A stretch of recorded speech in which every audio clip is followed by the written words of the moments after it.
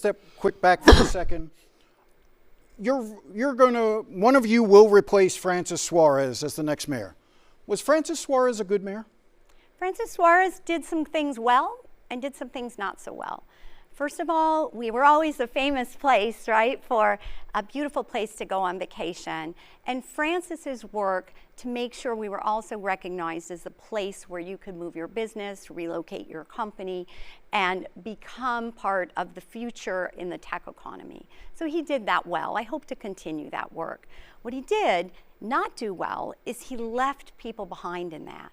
That exacerbated our crisis of housing affordability.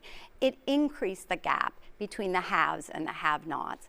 As mayor, I intend to focus on making sure that our residents are connected to those opportunities by making sure there's a workforce pipeline of the residents that live in the city of Miami, have always lived in the city of Miami. They need access to these high-paying jobs. Was Francis Suarez a good mayor? I think he was a great chief marketing officer for the city. I think he put us on a map in certain industries.